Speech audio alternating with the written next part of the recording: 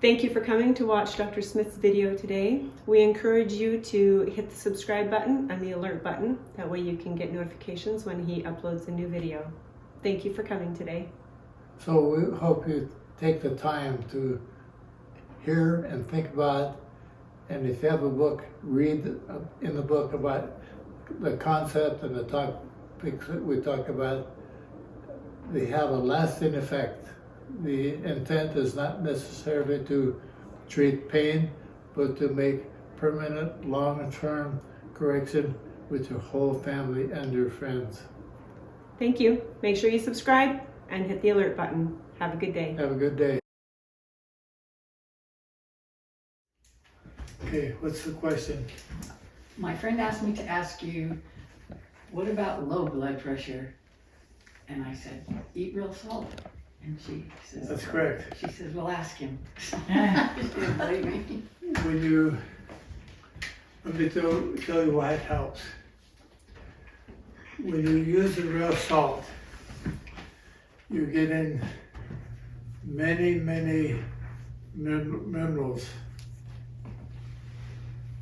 that come from the ancient seabed. And minerals power the DNA. What is DNA? DNA is in every cell, and its main purpose is to help the cell adapt to the new stress that it's under. So you can call the DNA, another word would be adaptogens. Adaptogens. And if you then ask the question, so where does the DNA get its power? Sugar? No. Protein? No. Fat? No. Well, where did it get it? So think in your mind of a nuclear powered submarine. They put plutonium in it, a mineral. They could go out to sea for a long time on a tiny bit of mineral power. So when you have real salt, you get in small particles of mineral that give power to the DNA.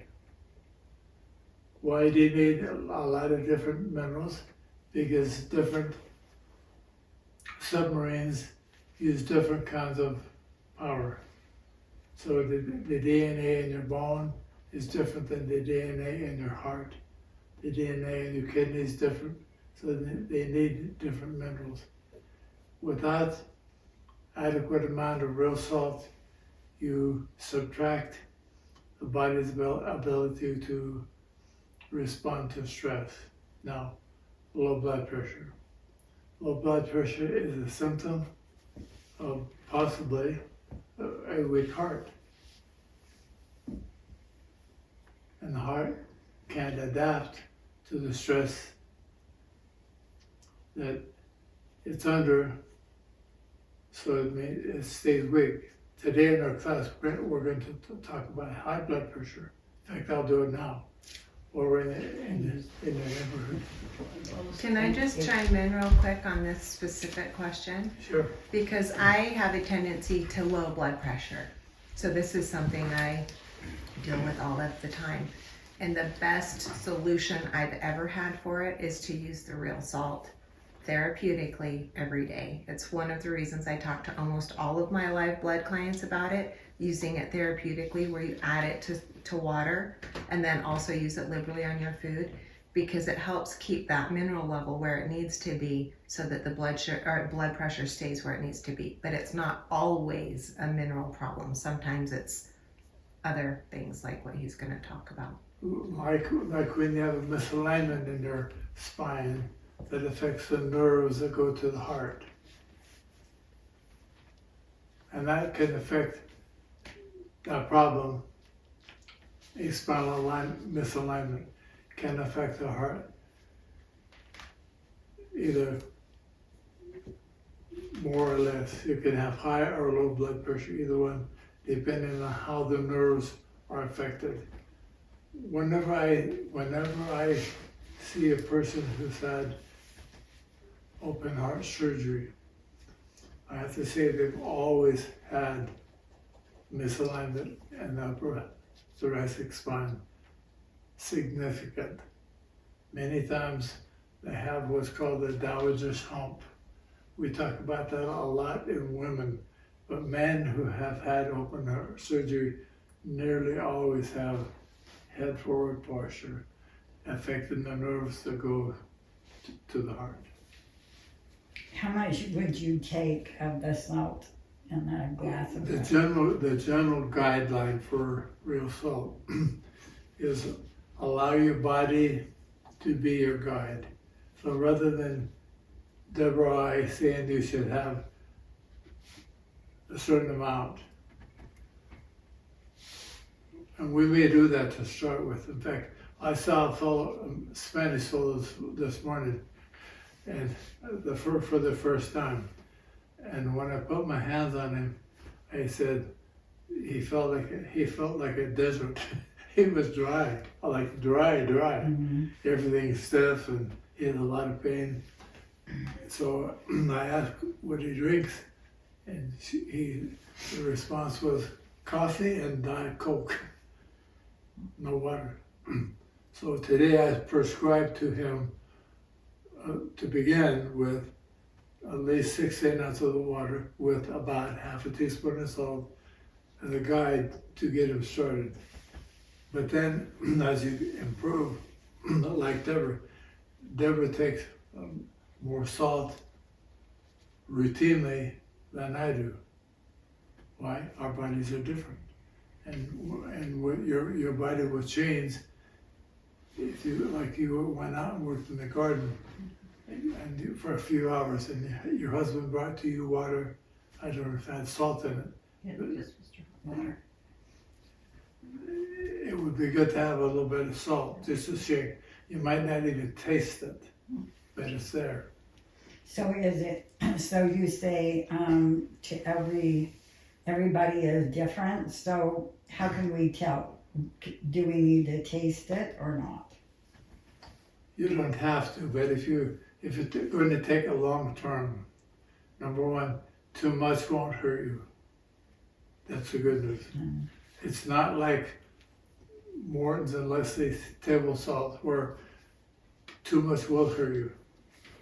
That's why the cardiologists always say you should cut back on salt.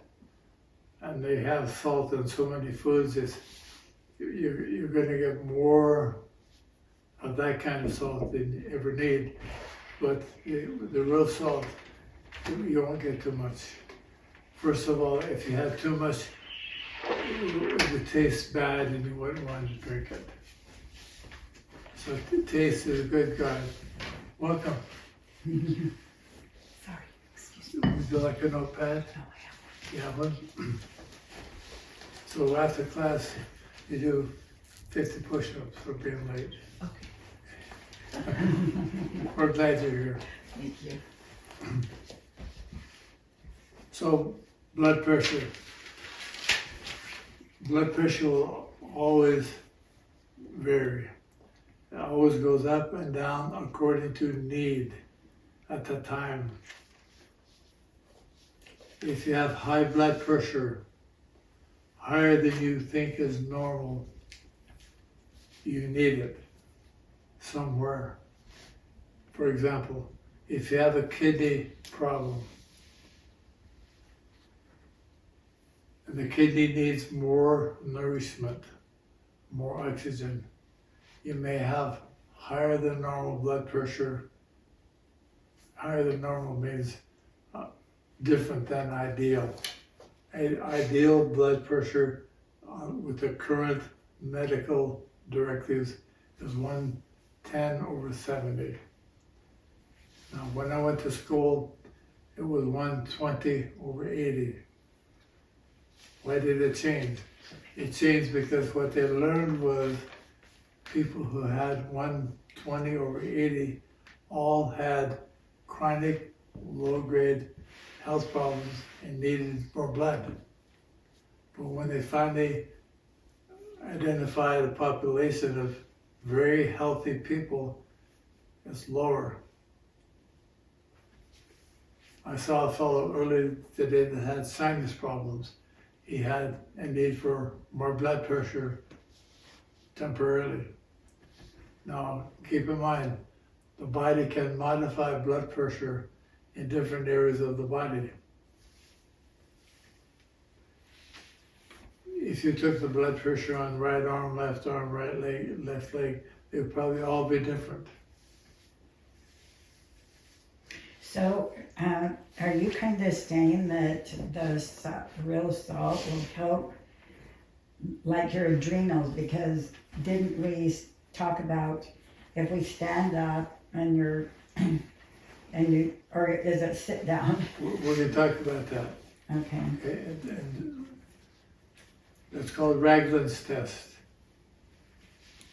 Now, again, keep in mind, different tissue needs different minerals to adapt. And people who don't adapt gradually degenerate. And it's possible to degenerate in parts of your body and not other parts of your body, because you didn't get enough minerals to help you adapt. And that's the key, the lack of ability to adapt. Now you mentioned the Ragland's test. That's part of our discussion today. The Ragland's test, if I were to name it, I'd name it different. I'd call it, Dr. Ragland wanted it named after him. I would give it more of a general name. It would be self-stress monitor.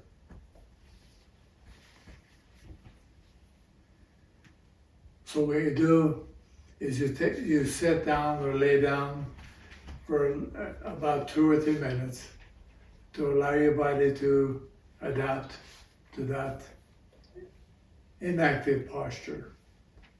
You take your blood pressure, it doesn't matter where, wrist, arm, leg, either side.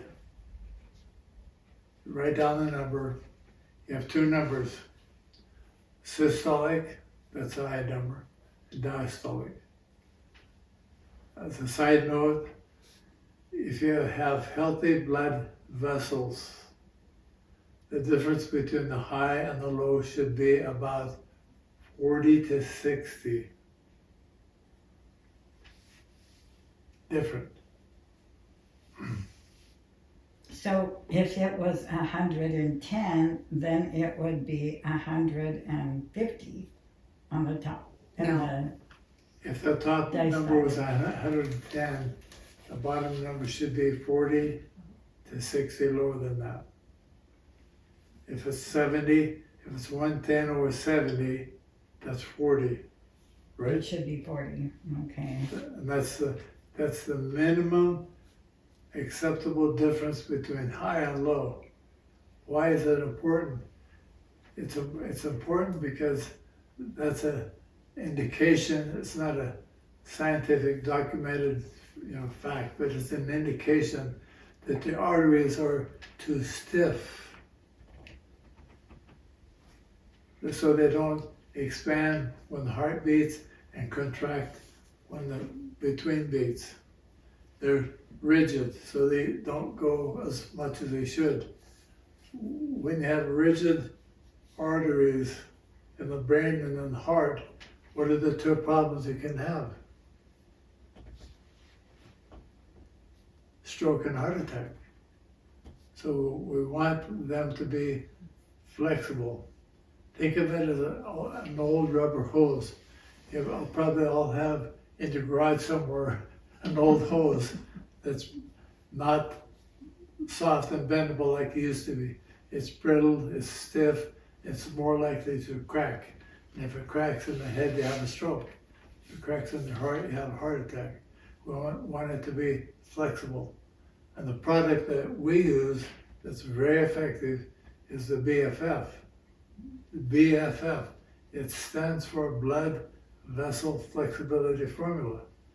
And that provides the body with nitric oxide, which is a normal product from metabolically processing greens. And because people don't eat enough green food, they get more rigid blood vessels. And the BFF is a quick, short-term therapy to help them have better blood flexibility, blood vessel flexibility, until they get their gut strengthened and their diet improved so they get more greens. So what is the difference between, that it does to your blood vessels between real salt and the BFF? Because does it both do kind of the same thing Okay. with the flexibility? They're close. The salt helps the cells adapt. The DNA, the BFF and green foods nurture the vessels. So this close but different. Now back to the stress test or the Ragland test. We take the blood pressure, we write that number down. Let's just say it's 110 over 70. You're happy as can be. You get the cuff ready, you stand up and immediately check it again. It should go up about 10. Why? Because standing up is a minor stress, and the blood pressure should elevate appropriately to any kind of stress. You could use other kinds if you wanted. You could have bad news. You could eat something. You could drink a half a bottle of Coke. Your blood pressure will go up because of stress, chemical stress. So I just mentioned chemical, emotional, and structural stress. They all should cause your heart to provide more blood pressure to deal with that stress. What if it doesn't go up? So we take the blood pressure, it's 110 over 70. We're happy as can be. We stand up and it drops to 95. Guess what? You currently don't have reserve to deal with the current level of stress of standing up. What if you're driving down the interstate at 85 miles an hour and somebody cuts you off and you have a trauma, emotional trauma? You can't deal with it, so it breaks your body down. So what do? If you have a stress load your body's not able to tolerate, then we recommend one of two things or both. One, nurture the adrenal gland. The adrenal gland did not respond. Why? It's already overworked. Sometimes I call it the mother gland. If you have a mom that has 8 kids, or 6, or 2, and she's always doing things, and she just has to, sit down because she's tired, and she can't do it all. So you do less. I recommend nurturing the adrenal gland, number 1. Number 2, nap. Rest. We could name that test the nap indicator. If it goes down, you need a nap. So we've covered now high blood pressure and the Ragland test. Any further comments or questions?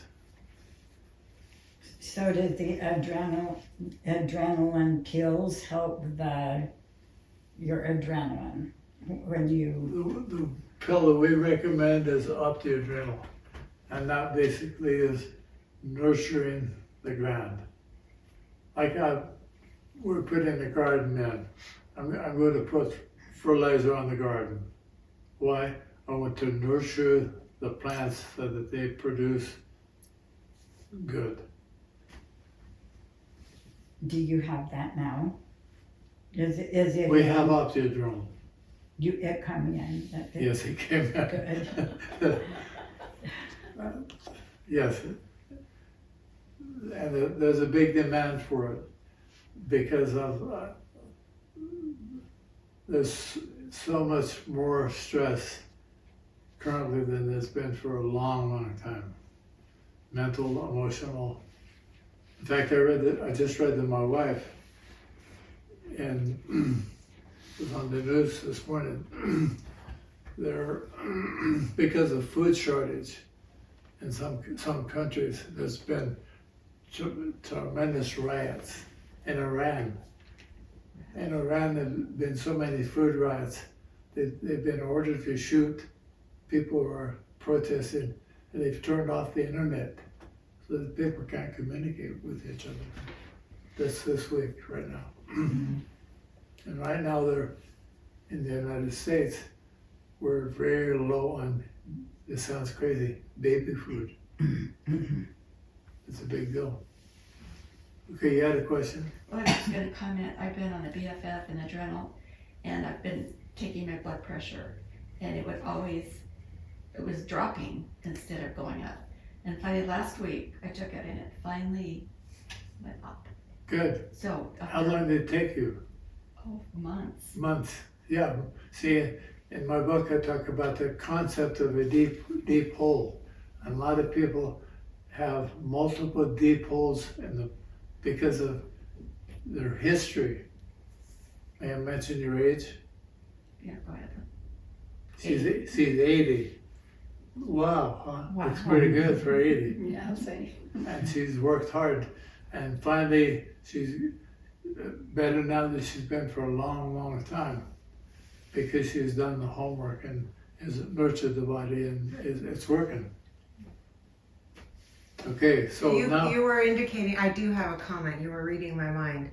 He also talks about the bucket, the level of reserve basically in the bucket, and stop jabbing ice picks into your bucket and creating drains. So that's part of it too, where, if you stop abusing or stop overdoing and nurture the adrenals, you plug a hole.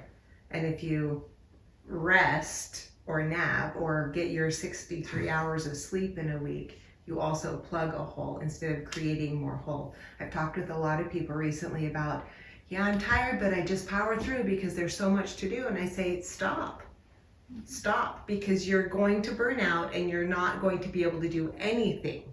So choose what to back out of and what to choose the most important, so that you don't keep draining your bucket and making your hole deeper and deeper. thank you, Deborah. And what I tell people over and over again, same thing. You are going to slow down. You can do it by choice or by default. And if you get into deep default, they haul you up to Ermac. That's not a good place to vacation or rest. Okay, so now we're going to move on to the topic of headaches. That's a very significant issue for a lot of people. Some people have never had a headache. Some people, like yesterday in class, the lady said, I've had a headache on this side of my head for more than 30 years, day and night. Now, to me, that's sad, because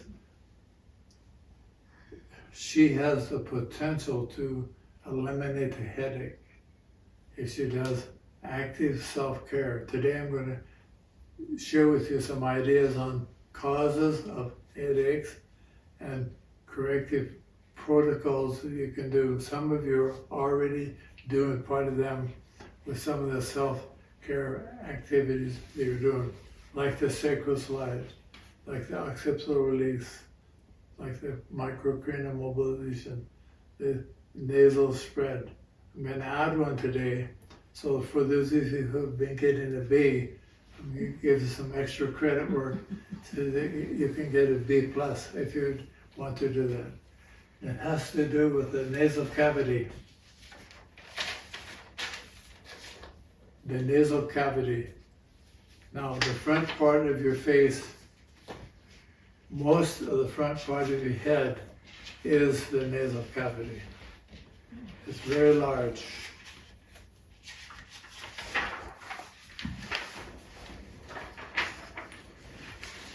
We're going to talk about part of it. We're going to talk about the sinuses. I'm going to mention to you a couple of very common, extremely common problems in our society which could be corrected early in life if we took better care of young people. What's happening in our society is right now is mouths are becoming smaller from lack of adequate stress. Lack of adequate. Lack of adequate stress.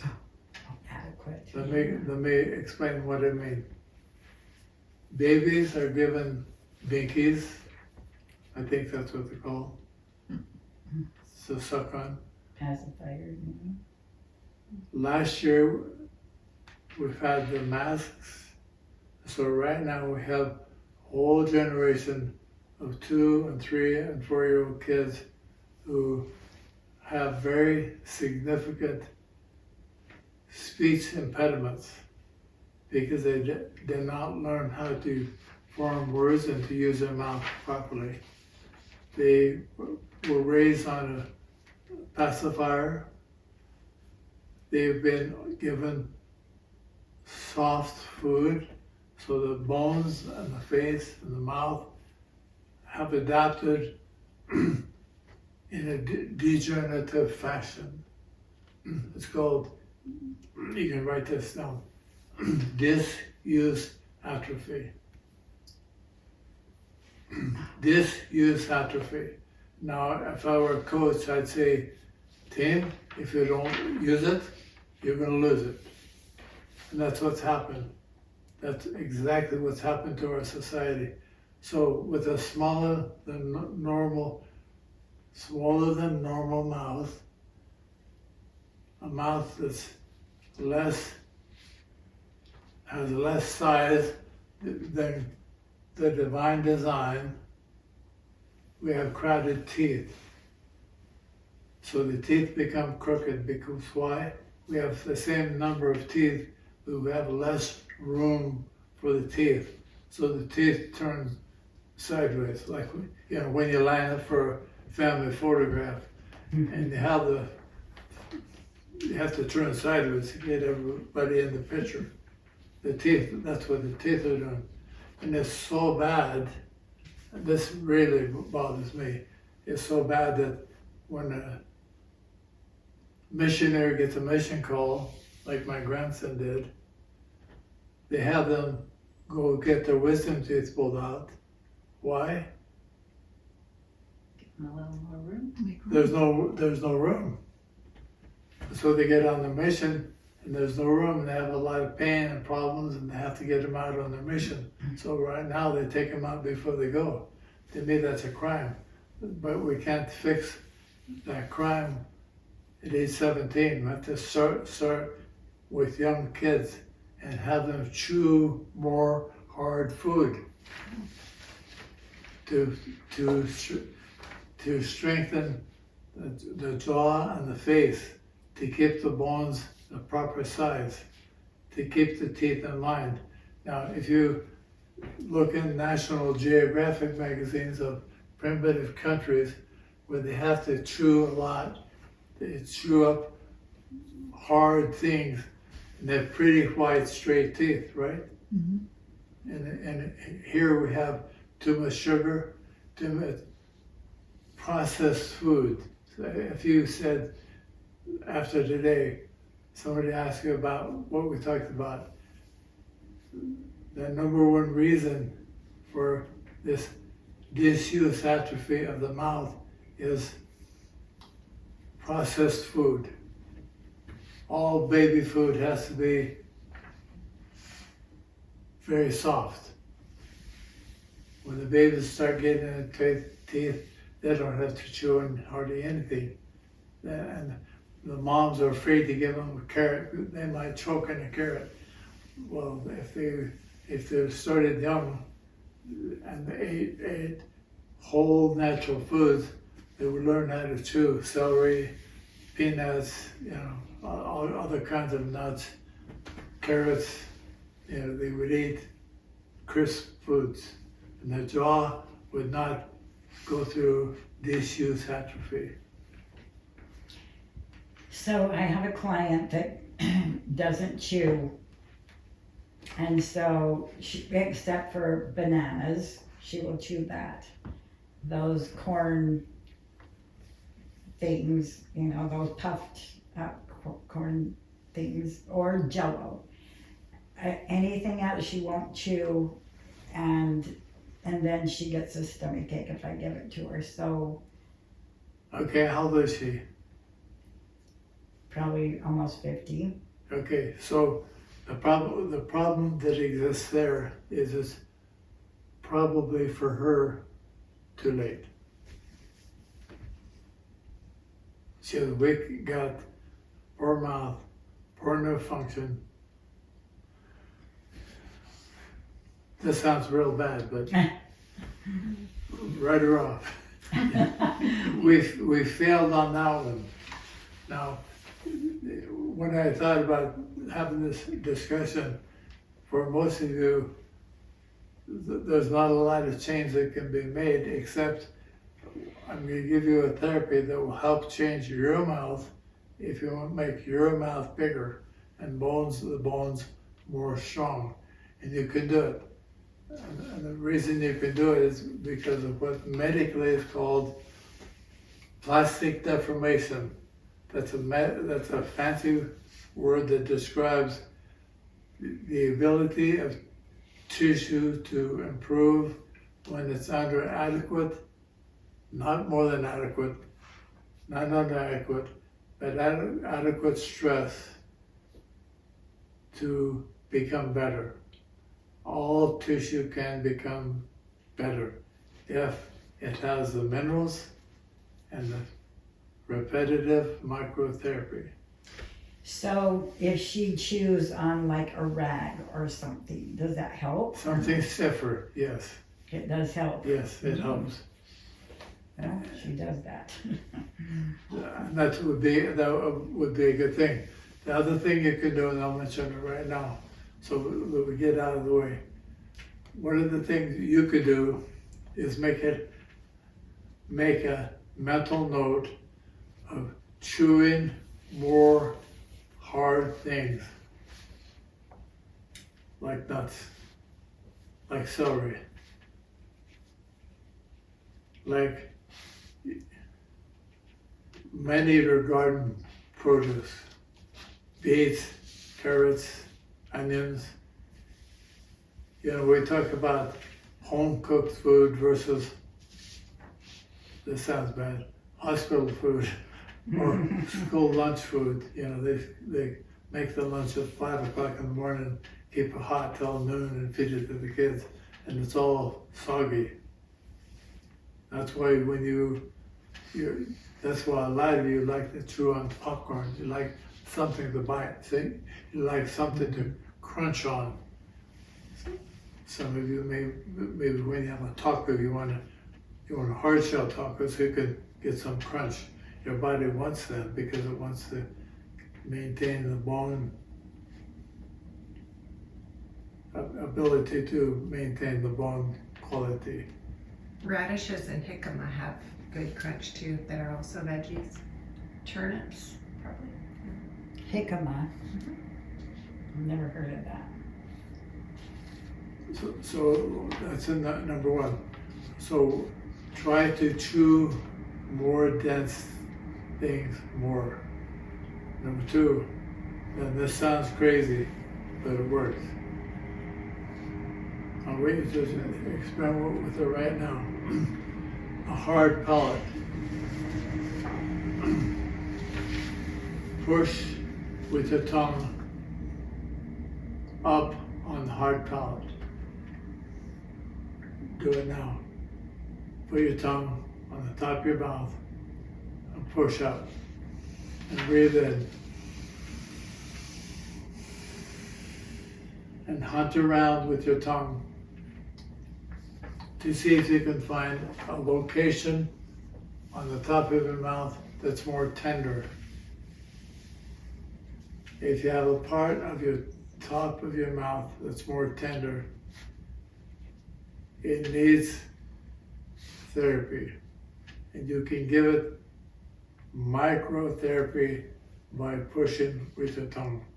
It will also make your tongue muscle stronger.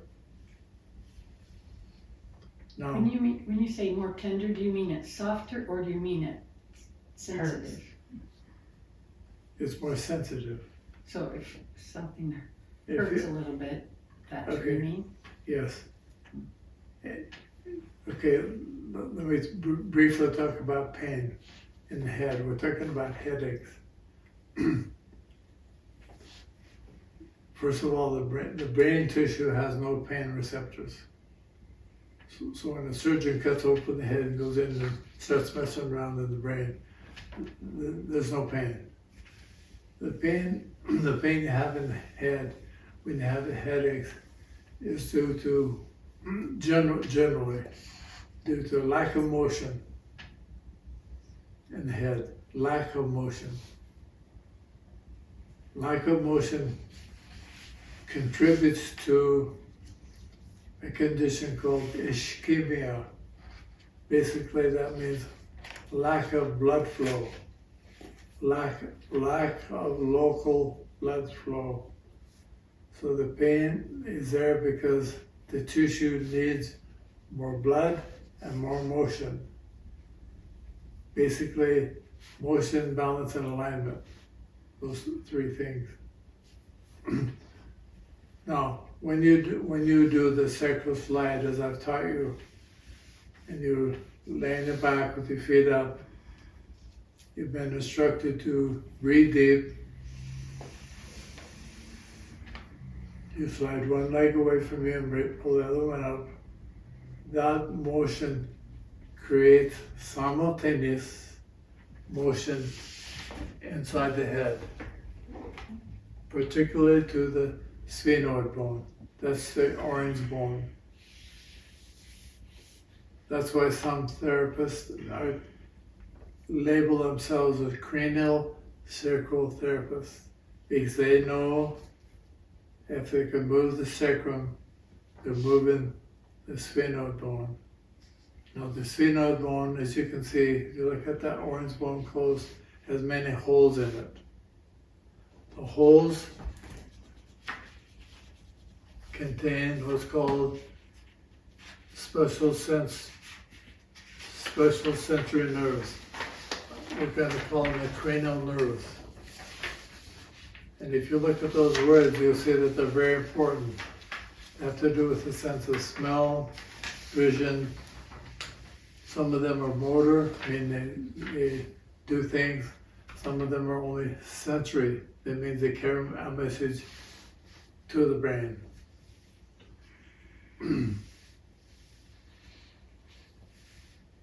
If the sphenoid bone is not moving properly, it does affect the cranial nerves. Now the good news, you have 12 cranial nerves.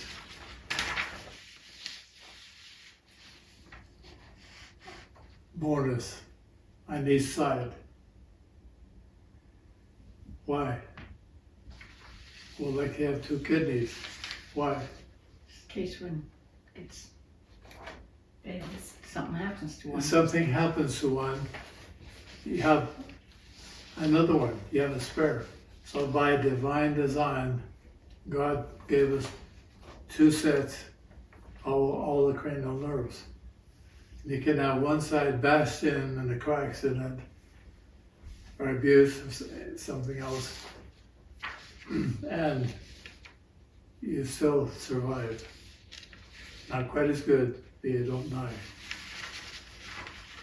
And even when that happens, those nerves that have been damaged can regrow if you feed them and move them, we want motion, balance, and alignment, and nurture. Okay, now I passed out the picture of the nasal cavity.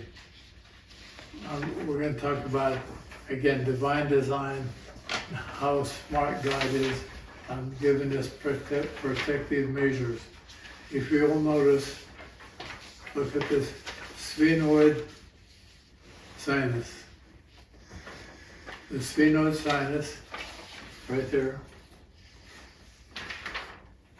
is right in front of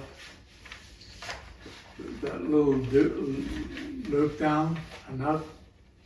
You see it right there? Mm-hmm. That's called the Turkish saddle. We talked about that a month ago. The pituitary gland lives in the Turkish saddle. What's in front of it? The sphenoid sinus. A sinus. Why is that sinus there? I like to think of it as a protective mechanism, an additional cushion to protect the pituitary gland in case you get smacked in the face in a car accident or a fight or you fall. It's an internal airbag. Exactly. Thank you, Deborah. Yeah. Exactly. That's what it is. It does a few other things, but that's a big, big deal. Now look up at the frontal sinus. Another airbag.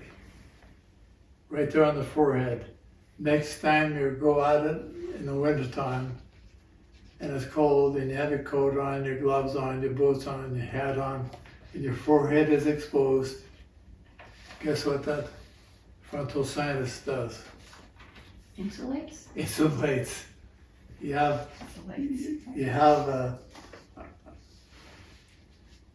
like a down quilt in front of your brain to protect your brain from cold. Now, God could have made the head solid, thicker bone, but then the head would, it's already heavy. And people have to get in trouble when they have head forward posture. And if that was solid bone, your head would be even heavier. So it makes the head more light. Does that make sense? So my mother is always pushing right here. What Hurting? does that mean? Pushing with her fingers? I wonder what that is. Okay, think of the words motion, balance, and alignment. If you have pain in the head, something is not moving properly. It has lack of motion. Lack of motion. I'll say that again. If you can put your hands on your head anywhere and find pain, pain is always indicative of a problem. Usually the problem is too little motion. Occasionally it could be too much motion, but that's very rare in the head. It's more of a problem in the other joints.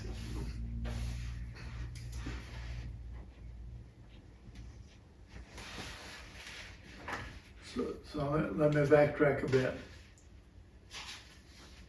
When you do the circle slide,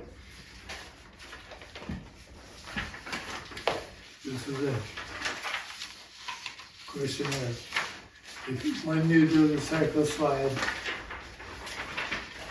and you do the microcranial mobilization, and you do the occipital release, you might as well do another therapy at the same time.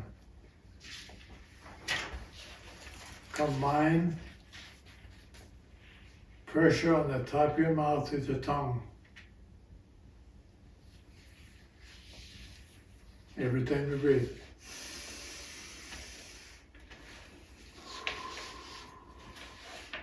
And around. Push on the other side. you will feel one side is a little different. The other thing you can do that will help you breathe better and have better circulation through your whole body is if you're doing it in bed or on the floor, which I recommend, that you get a bag of sugar or flour or weight and lay it on your belly. And when you breathe, belly breathe.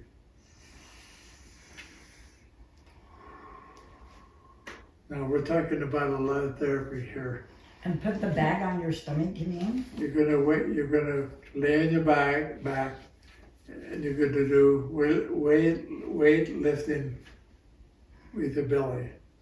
Mm-hmm. Like a rice bag to start with. You could use brown rice, beans, sugar, flour. One of your husband's barbell weights. And My what? husband doesn't have any. Can I use mine? Yes, you can. Now, which muscles do you think are getting a good workout when you do weightlifting with your breathing? You diaphragm. The diaphragm, exactly. The diaphragm goes all the way around, separates completely the chest cavity from the abdominal cavity. I know none of your husbands have a big belly, well, maybe a couple of them. When you look at that big belly, wait till you get to Walmart. Look at some of those big bellies. They don't move. The diaphragm is probably going, I may never get to do anything. There's not room to push down. It can't go up. So you don't get all the oxygen.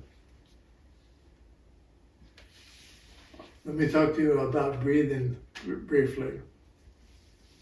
We talk about normal blood pressure. Normal respiration rate is about 15. 15 what? With Times that per minute. on your finger. Times per minute. Oh, okay.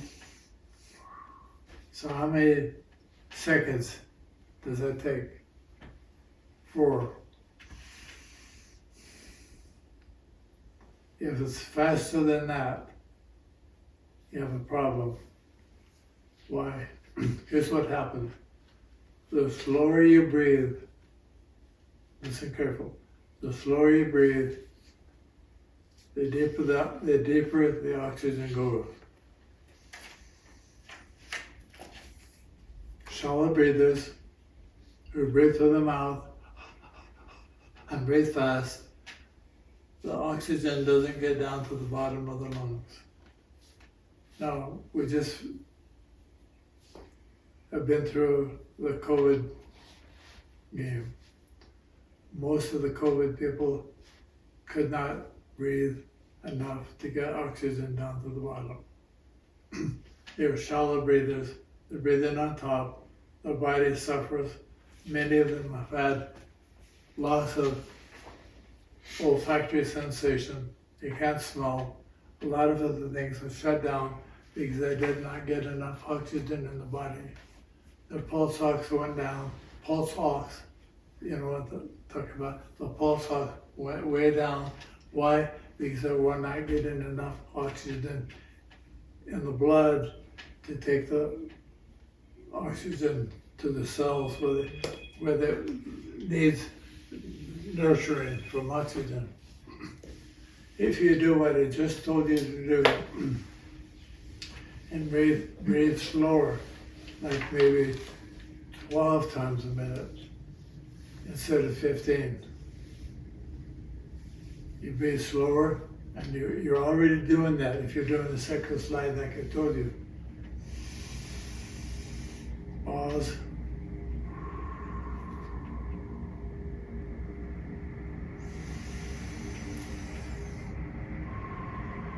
Okay. if you add the weight to your belly and you add the tongue pressure at the top of your mouth, move it around, try to find the stiff part or the tender part. I was just gonna say, when I had COVID, because I was lying down a lot, and I had just learned the sacral slide a little bit before that, I just would do it over and over and over. And when I'd go in, he'd say, well, your lungs are okay. You know, even though I was really sick. He said, well, they're okay. So I thought maybe I needed some treatment, oxygen treatment. You did. Yeah. You did. No, there was no question about it. You helped yourself a tremendous amount by doing that one simple thing. So the weight on the belly and the slower breathing, the deeper breathing is a big deal.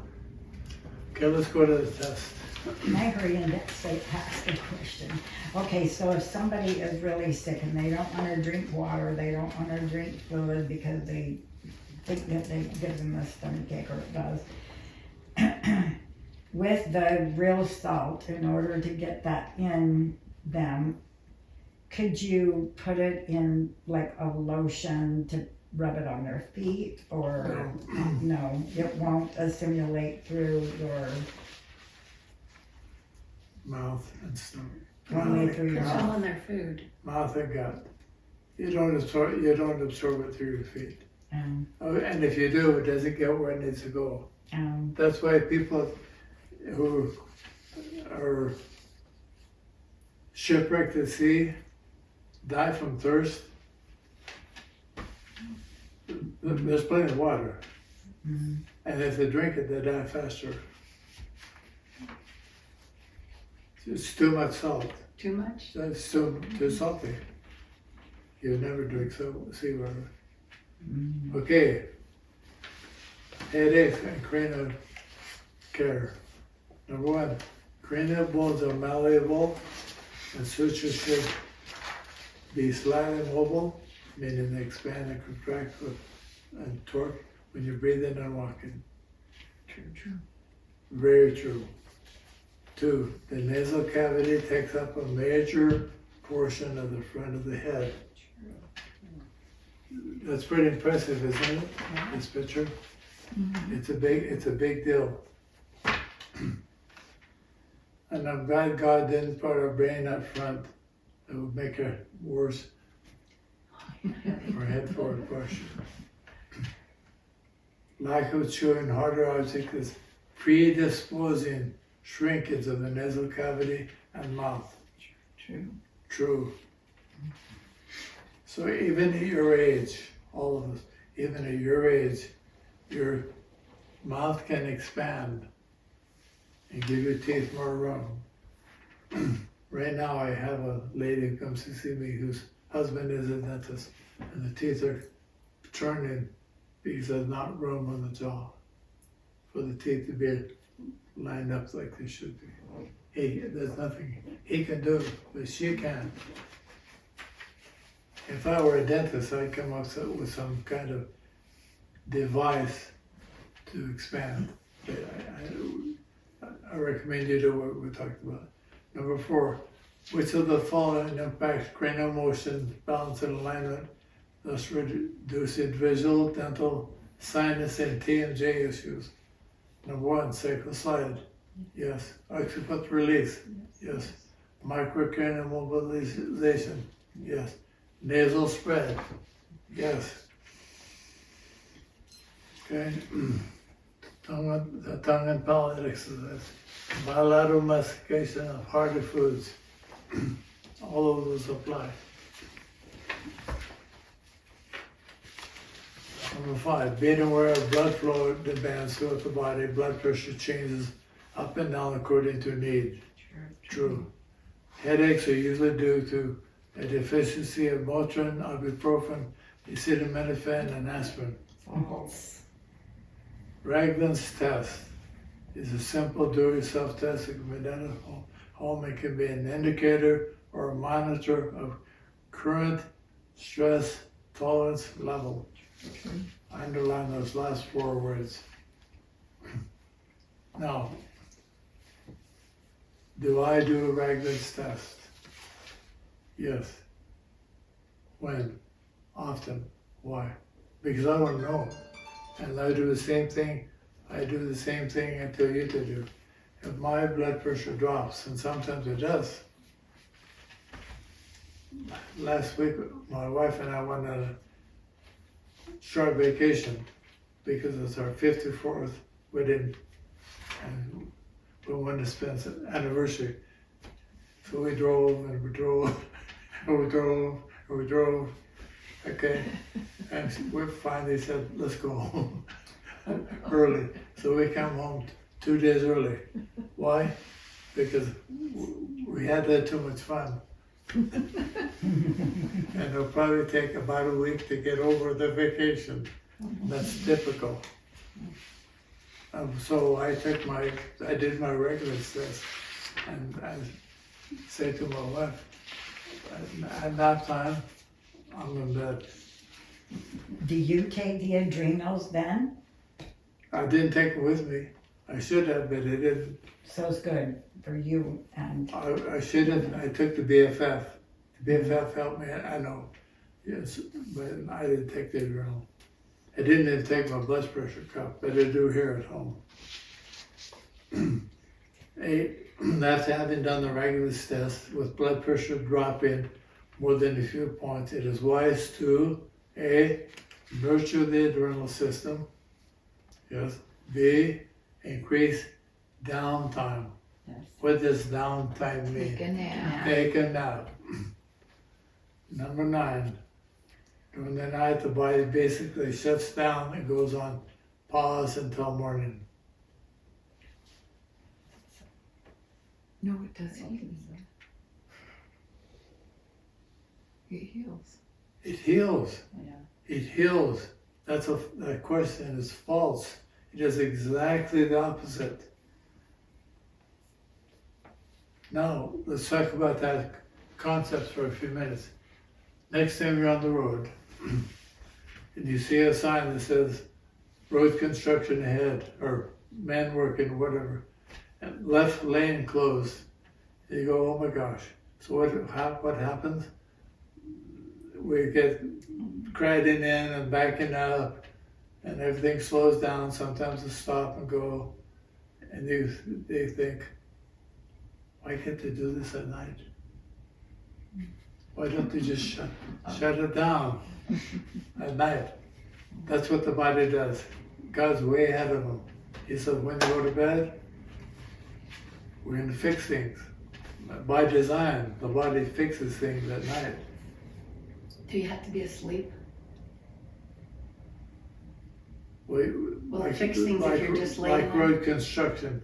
Do we just turn the lights on and narrow the traffic? Or do we shut the road off? Well, what if you can't get to sleep? What if you can't go to sleep? Then you take RAM and you pray. If you can't sleep, pray more. Okay. But the rest will help. It's about 80% as effective as sleep. So if you literally cannot sleep, stay in bed and act as though you're sleeping. Yeah, don't get up. Stay in bed. Stay in bed. Okay. I shouldn't tell this on tape, but my wife, in Colorado Springs, spent a lot of time at the fabric shop. So they asked her, do you want to work? You're here a lot. And she come home and said they want me to work for them at the fabric shop. And of course, my question is, how much they going to pay you? He still told me, and I thought, well, that's not very much. But when she's working, she's not at the mall. Oh, that's good. So she got the job. Then she got the check and she traded for fabric, yes. which was fine. Number 10, septal deviation. That's when this turquoise bone in the nose gets bent for some reason. You've heard of people who have had, and they've been told they have to have surgery to straighten out the septum. I see many people who had septal deviation. Why? Because the head was crooked. Say with TMJ problem. They have a TMJ problem, meaning the swing on the swing set, which is the head. The head is a swing set. The head is not straight. If the head is not straight, the swing won't swing straight. So they have a TMJ problem. Our indicators that the cranium is misaligned or not freely moving or breathing. True. A simple fall on your butt and the elbow can be a trigger for delayed onset of headaches and for elevation of blood pressure. True. 12. The primary purpose within the nasal cavity are the sense of smell, yes. Humidity, yes. Temperature control, yes. Removal of minor airborne particles, yes. And other debris before the air reaches the lower cavities. True. Now, if any of you would like to get pneumonia and take a couple of weeks off, or maybe die, it would be a non-penalized suicide. If you get pneumonia, you can do it Saturday night. This Saturday night it's going to be down to 30. Go outside without a coat. Breathe only through your mouth. Take in a lot of cold air and damage your lung tissue. Your pneumococcal bacteria, which right now are living inside of you, will go, oh sweet, we've got tissue to clean up, and you'll get pneumonia. I can guarantee you'll get pneumonia by Sunday morning. Maybe enough to put you in the hospital, maybe enough to kill you. Now, if you don't want to get it, breathe through your nose only. That nasal cavity will humidify dry air, will dehumidify if you sit in the same cabinet, so you don't get moisture in the lungs. It will clean, it will fix the temperature properly so that when it goes into the lungs, the temperature is good. It does all that automatically by design. Number 13, how many cranial nerves are there? 12. 24. 24. By divine design. 12 pair. Very good. Any other comments or questions from today? So, if you'd like to get a B+, you've been doing everything right. Add the weight, slow your breathing, and use your tongue. Occasionally. Don't get paranoid with the tongue. Just do it occasionally. I heard the discussion, we're done. I'm waiting for you to say thank you for coming to class. Thank you for coming to class.